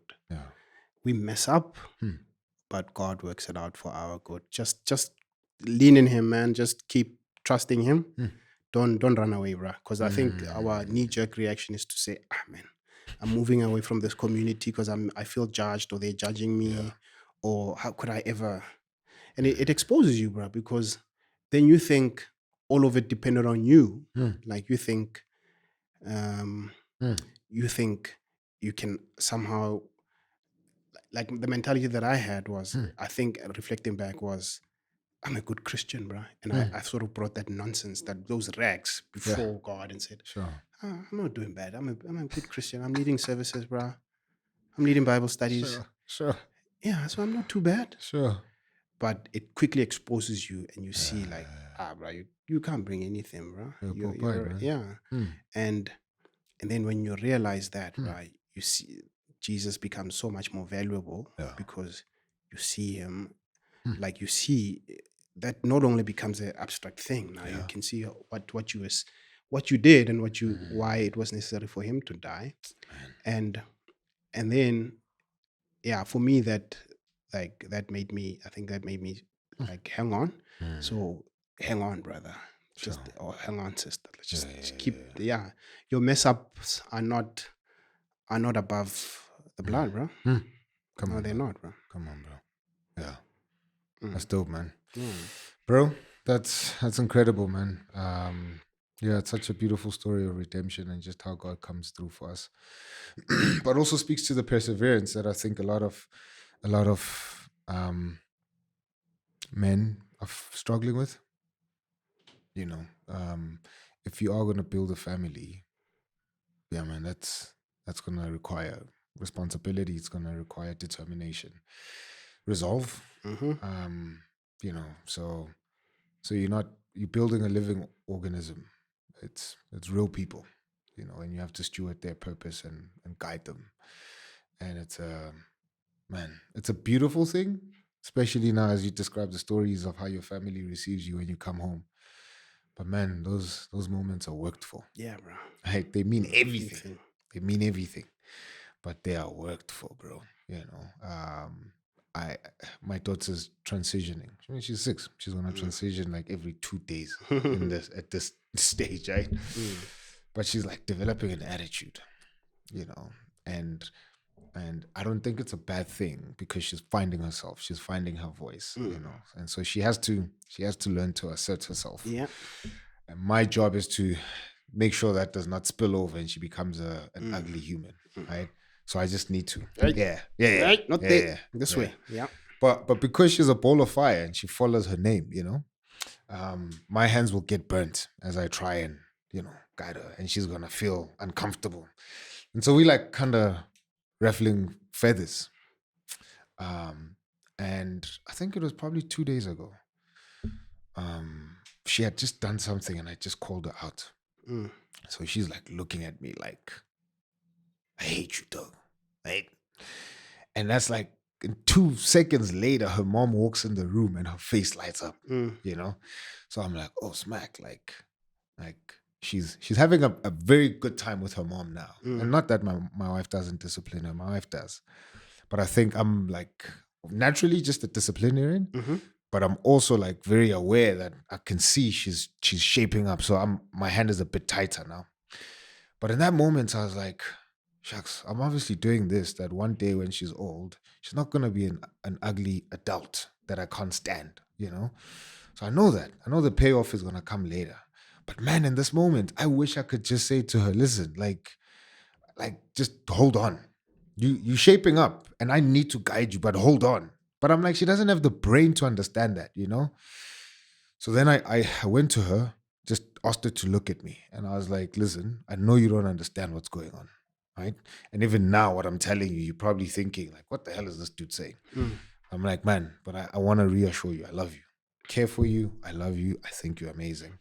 And so I'm like, okay, I need to keep doing that, especially at this age. Yeah. Just reassuring her that I love you, but yet at the same time, when she's messing up, call her out, but reaffirm her at the same time. Bro, that alone. Like the dudes who are like, I'm not doing that, Joe. Stuff that. And I'm like, bro, that's the payoff is far greater, right? And you don't realize how much you are being shaped as a man in those moments. Yeah. When you have to stretch yourself. Phew. When you have to step in the uncomfortable, bro. Man. Stuff that you like, you're like, how am I gonna do this? Exactly. Exactly, bro. And so when you look at your kids, bro, because you have the privilege of a boy and a girl, how do you oscillate between the two? How do you look after your boy, shape him? Because boys can get super wild. Girls, we need to be more gentle. Which again, there's a level of stretching that you're experiencing that I'm not experiencing because I just have one and she's a girl. Yeah. I've been very fortunate, man. Like, my boy is generally very well behaved. Generally. So I think what I've had to do is mostly like that book was Shepherding a Child's Heart, like prior instructions. I don't do that as good as I should. But yeah, just my boy doesn't get into trouble quite a bit. Nah, he doesn't, bro. Sure. I think his biggest infraction is coming home late. Sure. When I've told him at 6 o'clock you better be in the house, Sure. Then he'll like cross my curfew. But even then, I'm like, okay, I need to put my law down here. And then I'll be like, okay, your punishment is this. Then go do that. Sure. But yeah, this is as far as I've had to think about like discipline, right?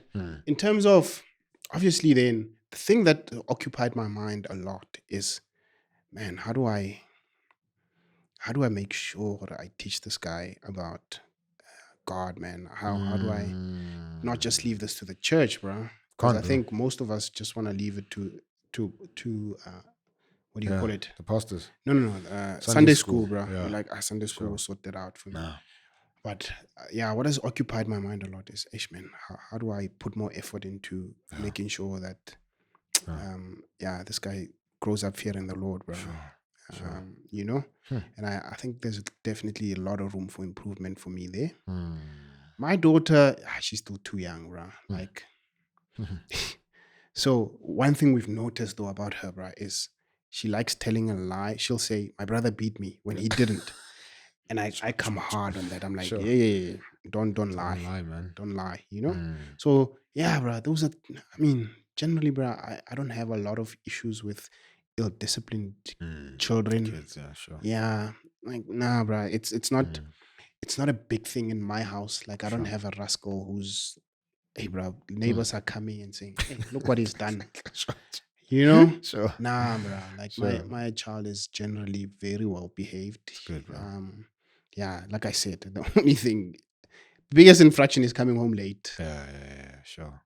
Yeah, bro. Like, nah, bro. I mean, God has been very gracious to me in that. So I've not had to think about it the way you think about it. Sure. Yeah, the thing that's occupied my mind the most is, bro. I don't. There's a term that Paul Tripp uses, bro. I forget that term.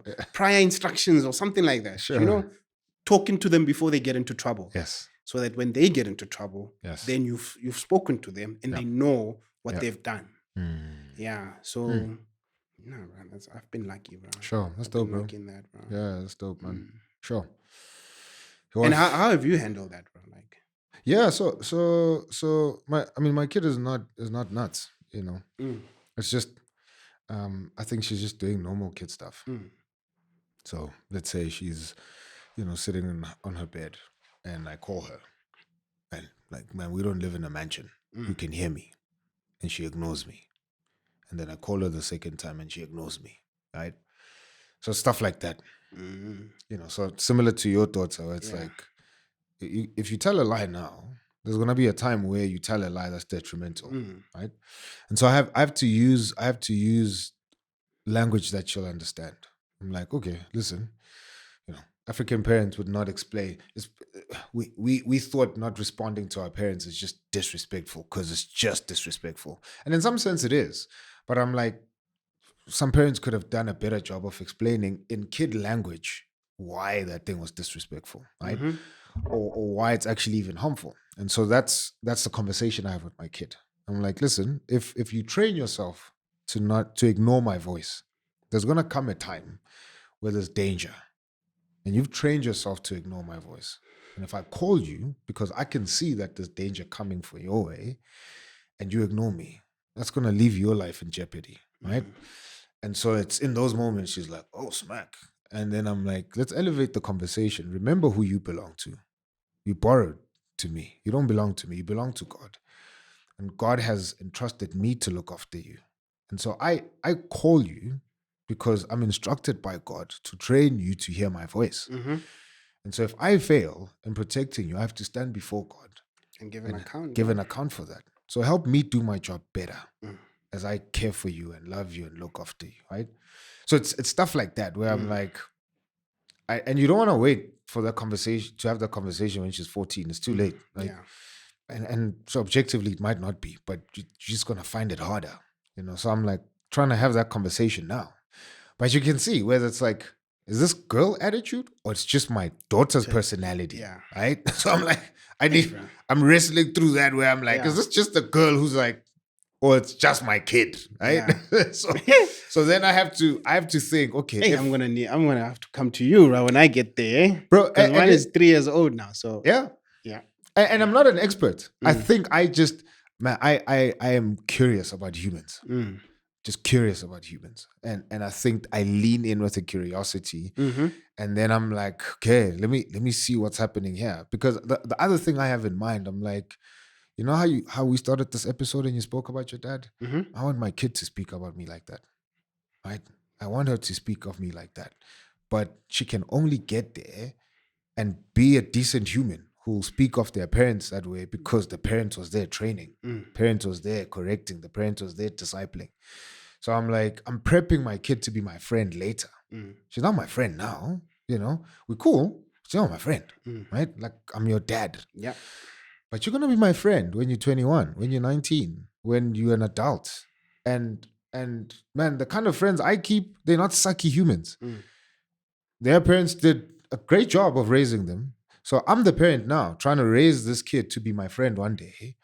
So I care about that, but I'm also curious in seeing how humans develop and they shape up, and I'm like, the biggest gift God has given me, yes, is my family. Within that, it's God put me around these amazing humans. My wife is like just transforming and changing, and my kid, and I'm like, God, like you know how you've wired me. I wouldn't have done this podcast if I wasn't curious about humans, bro. So I'm not an expert. I think I lean into that, and I'm like fascinated by how my kid is shaping up, man. So I have a very strong, which again is projected because when she looked at my wife and she was happy, and she looked at me and I was like, is this what I have to pay for now? Hey, right. Yes, you're right. You just see how these sinful little people. Look at that sin there. Yeah. I can see it. Yeah. You were born with this thing, weren't you? And it's oozing out right now, right? And so I'm like, I have to reconcile that with myself. Okay, it's just the payment I have to. It's okay. She can look at me and I'll reassure her. And I'm like, she'll be 7, she'll change. She'll be 8, she'll understand things a bit better. We can revisit some of these moments, and hopefully by God's grace, she'll remember them. But man, there's nothing else that, we can speak about, even in this moment now, if we're not present. True, bro. So if you're not present, you're not there to see all of this stuff. If you're not at home, you're not, and you're championing their mother in front of them, you're not there to see all of this stuff, bro. So shout outs to you, man. Sure, bro. Shout outs to you. Shout outs to you, bro. Yeah, like you're putting a lot of thought into this. Sure. And which is great, man. It's very encouraging. Thanks, bro. Maybe I haven't put a lot of thought into it. Nah, you have, bro. Yeah, I haven't, bro. But hearing you talk, bro, I'm like, I could do a bit better, bro. Nah, my wife is probably watching this now, and she's like, comrade.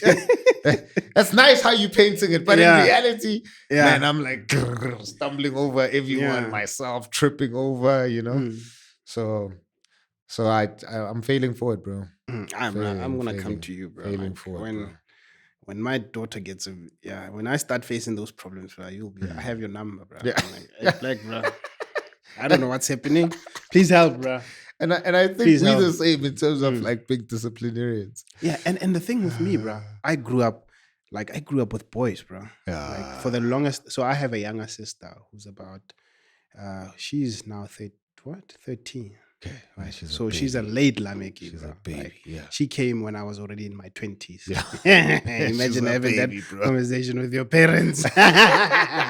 But so I know how to take care of boys, bro. Yeah. Like and there's so with my brothers, there was a 7-year interval between each one of us. Right? Sheesh. I was born 7 years later. My brother was born 7 years later. My other brother was born. Now, Sure. me, I'm comfortable with boys, bro. Because even the last one, I would say I was very much involved in raising him. Yeah. Because I was already a bit older. Yeah. Like, so I'm comfortable with boys. But girls, bro. Sure. Girls, they scare me, bro. Sure. Like, hey, they scare me, bro. and there's definitely parallels because Yeah. I mean I didn't grow up with my little sister, the second one, but I kind of grew up with the last one. But even outside of my immediate family, like I just had like gang loads of girl cousins, right? Like so I'm just like, I think probably and I wanted a girl for a firstborn, So I was like, Why? Again, it's probably that just growing up with females. Okay. And so a lot of guys find it strange, Fuck you, guy, you're supposed to want a firstborn son. I'm like, bro, my dream was to have a twin sister, which was impossible because by the time I'm born and you have that dream, you can't unborn yourself to have a twin sister. I wanted a twin sister. And probably another thing is, again, my mom is 15 when she has me. Oh, yeah. So we grew up together, so my mother's a baby the whole time we're growing up. Yeah. Like, so it's probably that as well. Okay. I was like, man, like the closest person to me has been a female. And so, I'm enjoying my kid, enjoying her. So, yeah. We'll compare notes when I have a boy. When I have a boy, I'll come to you. Yeah. Man, what would you, in closing, what would you want to say to your wife, bro? In light of the 9 years that she's been gracious, Sure, loving, bruh. caring. Bruh, you want another hour, bruh? She stuck it Hey, out. yo, bruh. Like, Bro, part of why we do this pod is to shout out our wives, and in a world where wives feel unseen, not cared for, abandoned, unloved. Some might be financially cared for, but emotionally they're empty. So take an sure, hour, bro, Just- if you have to. What would you say to your wife, bro? 9 years. Chelsea, bruh, she's been through so much, bruh. And she never lamented, bruh. She took care of us. Even when those tough moments at the beginning, bruh. Like she always took care of us, bruh. She always put us first, man. Sure. Her selflessness has always punctuated her life towards us, bro. Like, man, she's been great, man. Like, she's been wonderful, bro. Yeah, bro. Like, she's just so selfless. Yeah, she's just so selfless. We've had some tough moments, and we've survived them. We've had some really, really tough moments. Yeah. And I just wanted to know, bro, like, yeah, bro, until death, bro. Until death. Yeah, I love her, bro. Sure. I really do, man. Yeah. Like, yeah, man. Like, I think that's one person whom I wanna till the end, bro. Yeah. I wanna see this thing through till the end. Sure. And if there's anything I would want her to know more than anything, it's that, bro. Like, I love you, bro, and I wanna be there. I wanna be there until the end. Yeah. Until death, bro. Sure. Yeah. And I think that used to be sort of a problem in our marriage. Like, and I think to some extent, we're still dealing with it, but like, so when my wife, right, going through what she's been through, I think at times she would doubt my love because of what happened to her when. And I'm not trying to cast aspersions on anyone, bro. But sure. when you've messed up and then people that you thought loved you, then like sort of just like leave you at the moment that you needed them the most. So it sort of then now and again it creeps into our marriage where she's like, if people that I thought had my back could, when I messed up, What about you? what about you, bro? You've known me for 2 minutes. You really love me?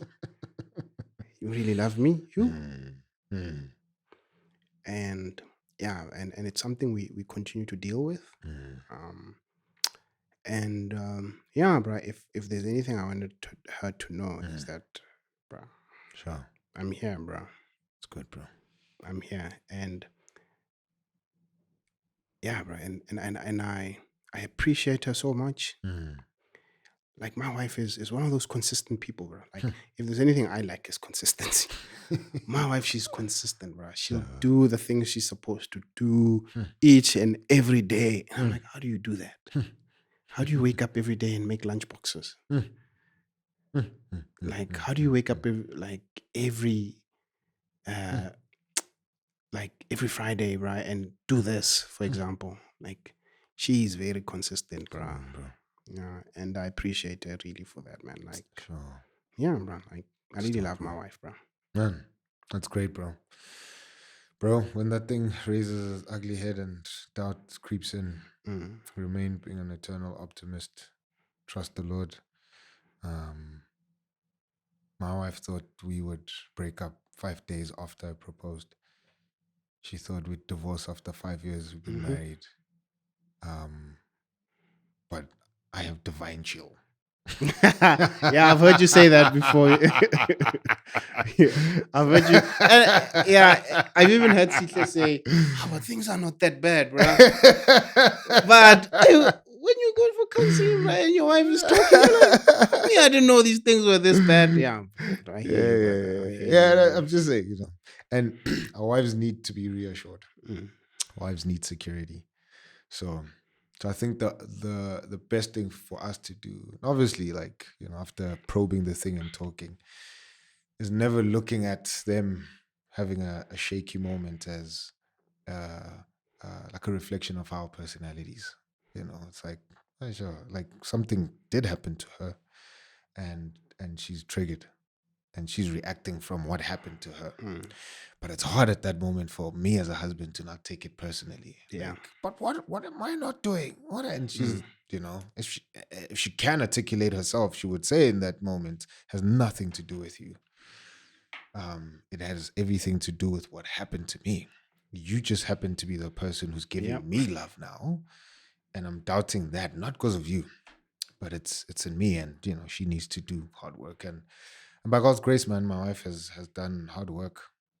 We thank God. We praise God for that. Yeah. Bro. But the whole time I was like, okay, are you okay now? Let's continue again. This thing comes up, and I'm like, okay, here we are again. All right, cool. And for her, she just couldn't understand. Like, why isn't this guy not reacting? I'm like, again, like you said, because I'm here till we die. Okay, sure. Right? This might be the worst thing that happens to us, or it might even be nothing compared to the worst thing that does happen to us. Absolutely, man. So we here.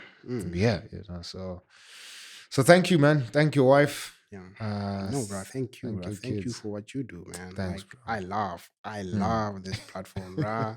Sure. I love this platform, bro. Thanks, I think when I eventually, because you had been asking me to come, like, I don't think I don't think I can come there, bro. I don't know what I'm gonna say. And eventually I said, I think the message that I sent you was, bro, I think I saw one of the podcasts, and I'm like, bro, I got so encouraged as to why you do this, bro. Sure. Like encouraging young men to get married, to still see marriage as valuable. Sure. Because, man, the family is where it all begins, bro. Like, if we have strong families, we have strong communities, we have strong nation, bro. Nations, bro. Like, yeah. So, man, I must appreciate you for what you do, bro. Thanks, bro. Like, you don't know, bro. Sure. I'm sure you know how much difference it makes. I don't. But thank you, brother. Thank you, man. I love this platform, bro. Yeah. It's one of my favorite places to go to when I'm driving. I'm on the, like, I don't see it, when I go to work, bro. Like, it's my favorite time. Sure. Because I can listen to stuff, bro. I can listen to the husband podcasts. I can listen to other podcasts as well. So I really appreciate you, brother. Thanks, man. Keep doing it, man. You don't know how much you're encouraging us, bro. I appreciate that, bro. You don't know that, bro. God is gracious enough to kind of give us a glimpse.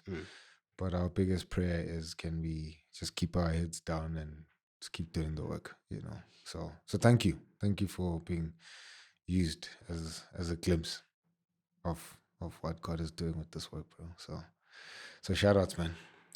Appreciate you, bro. Thank you, brother. Thanks, man. Guys, thank you so much for tuning in. Please drop a comment. You might have a similar story. You might be in that situation. Please just leave your comments. Dope how you guys connecting on the comment section and you're encouraging each other. So please continue doing that. If you want to drop us an inbox, do so.